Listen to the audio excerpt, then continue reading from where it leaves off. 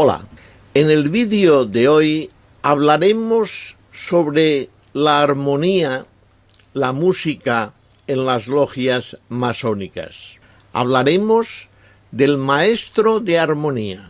El maestro de armonía, desde hace muchísimo tiempo, más del que nos imaginamos, conforma una configuración de el cuadro de logia en las logias masónicas. La música confiere a las tenidas masónicas una relevancia y una espiritualidad que son necesarias muchísimas veces para entroncar el sentido estricto de lo simbólico y de lo iniciático. Y esto precisamente viene desde muy lejos. La figura del maestro de armonía no es nada nuevo.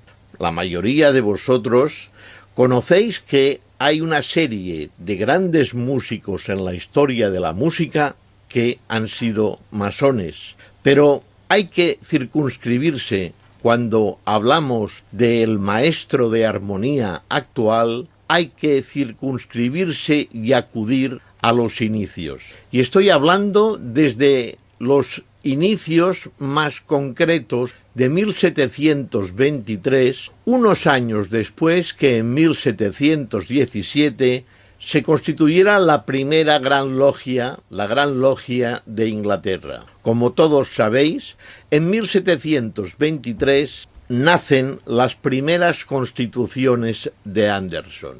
Y por si alguien no lo recuerda o alguien no lo sabe, en el capítulo 4 de las constituciones de Anderson figura el apartado de los cantos.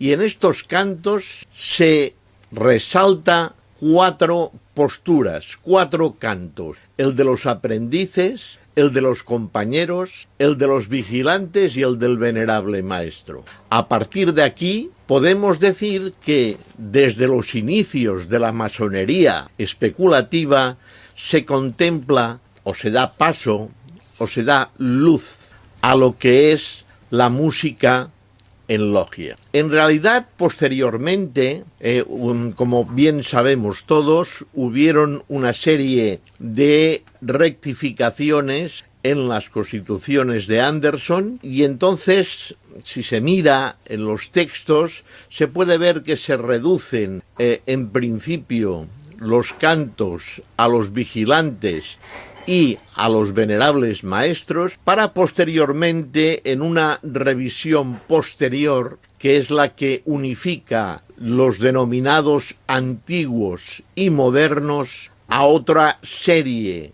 de contextos en la redacción de los reglamentos masónicos que incluso llegan a tener casi 44 cantos. Sin embargo, aquí hoy no es el momento de centrarnos en ello, simplemente se destaca, se hacen notar, se explican para que todos sintamos, que todos veamos que la progresión masónica también conforma lo que es la música. Lo que es la música y lo que es la música en logia. Porque nadie tiene que olvidar que la música no deja de ser una de las 7 artes liberales. La conformación de los elementos musicales en las logias antiguas podríamos decir que era la de lo que es actualmente la música de cámara, es decir, un pequeño sustrato de músicos, no una gran orquesta,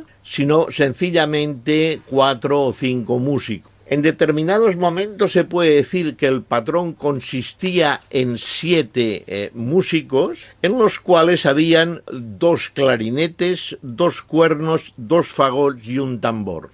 Esto era lo que conformaba de alguna manera la pequeña orquestina, la orquesta de cámara, que ayudaba en la conformación de la logia y del desarrollo de las tenidas. Podemos decir que las intervenciones de los músicos mayormente se centraban primeramente en los ágapes, en los que amenizaban con la música de fondo, digámoslo así, los ágapes de las tenidas, y en determinadas partes de la tenida realzaban con la música y con los cantos esta misma. Entonces, según documentos y actas que hemos encontrado y que se pueden encontrar asimismo documentos, artículos al respecto, se puede decir que, teniéndose en cuenta, siendo prácticos en aquellas épocas en que esta pequeña orquesta de cámara de 6, 7, quizá menos, pero que no pasaban de ahí, estaban en las tenidas masónicas, se fue a lo práctico y se les permitió entrar en masonería, y quizás no se les pedía tantos requisitos como quizás se les pedía a los hermanos que entraban normalmente ajenos al tema de la música. Pero los datos que se tienen, las referencias descritas en las actas, pone que gozaban del mismo nivel de votación en las logias y que eran unos más en el conglomerado social de las mismas. Entonces, también aquí no es el momento de enumerar. Sabemos que existen grandes, o han existido grandes músicos que han sido masones, Mozart, en fin, ahora no es el momento, se le puede dedicar otro vídeo.